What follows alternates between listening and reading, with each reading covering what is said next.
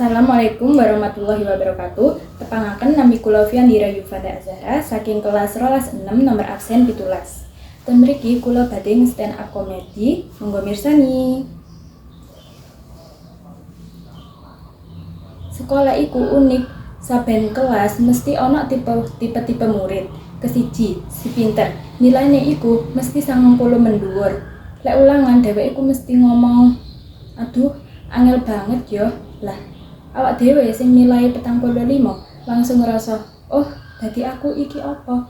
Makhluk ora berakal." Nah, terus ana si turuan saking geleke turu kursine iku wis nyeplak karo sirahe dheweke. Pas guru nyeluk, "Awakmu wis ngerti pora?" Areke langsung tangi kaget terus jawab, "Nggih Bu, sampun ngerti." "Ngerti tekan endi?" Dheweke piye durung mari. Terus durung maneh ana kanca sing tukang gosip. Informasi paling anyar mesti tekan dheweke. Malah sadurunge kedadean, dheweke iku wis ngerti. Kaya dheweke iku duwe CCTV nang kabehe sekolah iki. Terus ana si gawa bekal sing mewah. Bekale iku enek steak, sushi, salmon. Arek liya mung iso ndelok ambek nyambi mangan roti isi angin. Terus ana maneh si jelang barang tapi mesti gak karuan nang ndi. Saben dheweke njelang penghapus utawa barang-barang liyane mesti ora tau dibalekno. Awake dhewe curiga, koyoke nang omahe dadi toko alat tulis deh. Nah, terus guru-guru ning sekolah iku ya duwe karakter sing unik-unik. Ana guru lek muring-muring iku mesti ngomong koyo bingung koyo, "Lek kowe ora sinau, masa depanmu iku peteng." "Bu, masa depanku iku wis peteng, mbas yo ora sinau." Terus ana guru yang mlebu kelas tansah gawa spidol.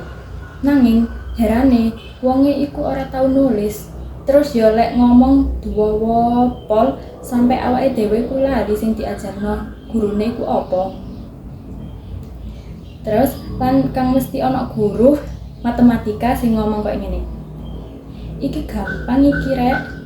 "Iya gampang, kanggo sampean, Pak. Kanggo jenengan, Pak. Kanggo awak dhewe iku soal duduk goleki X tapi goleki dalan urip." Ujian yo nggarakno traumatis. Pas pengawas ngomong 10 menit maneh, otak langsung mandek, tangan gemeter, lan kertas wangsulane iku kosong. Isine mek coretan cilik sing tulisane semoga Tuhan ngerti. Terus pelajaran olahraga yo menarik. Pemanasane 10 menit, dolane 15 menit, terus lunggune suwi 30 menit. Iku pun awak dhewe ae wis kesel. Padahal cek gurung lapo-lapo kan. Ngaso yo duwe ceritane dhewe. Kantin kebak terus sesek koyo konser musik. Ana sing rebutan gorengan, ana sing golek es teh koyo gak tau ngombe. Terus ana maneh sing muter-muter gak jelas tujuane nandi, padahal arek iku goleki gebetane nunggoki arek lewat. Nah, upacara dina Senin pisan. Kena apa kok rasane suwi pol yo? Terus mesti srengenge iku luwih panas teko biasane. Terus sirahe awak dhewe iku dadi enteng banget koyo balon. Koyo dadi katis maput. Nanging neng walike kabeh iku sekolah ya iku papan laire cerita paling lucu. Ngisin-ngisini lan membekas panggonaning awak dhewe guyon, nesu, tiba tresno lan etok-etok paham. Nah, aku duwe cerita maneh iki, Rek. Kan ibuku paling jago ya soal ngelingi apa-apa, tekan hal-hal sing sepele nganti hal-hal sing serius. Tahu aku takon, "Bu, eling gak dhisik aku pas cek bayi?" Dheweke jawab, "Eling lah, kan ibu sing lahirno kowe. Dhisik wayahe kowe bayi iku nuwangis terus saben bengi. Ibu dadi ngeluh nganti gak iso turu. saiki kowe arep bales jasane ibu koyo piye? Terus tak jawab ae, waduh angel ya balese, soalnya si ibu iku wis duduk bayi maneh.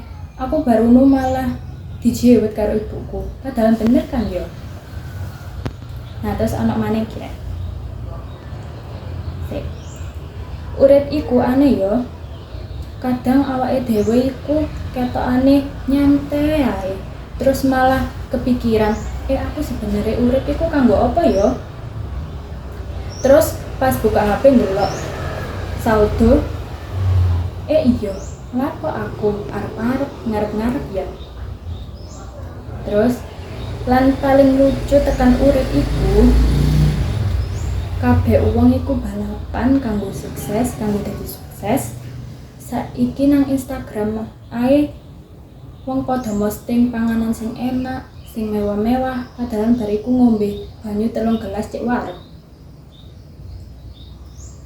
Ana pisan sing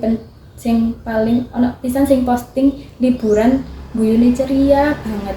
Padahal pas check out tekan hotel nangis delok tagihan. Terus lan lucune maneh iki yo, wong-wong iku tansah ngomong ojo bandingno uripmu karo uripe wong liya lah. Nanging algoritma HP kuwi koyo ngejak awak dhewe koyo banding-bandingno, koyo iki ana sing luwih sukses tekan awakmu.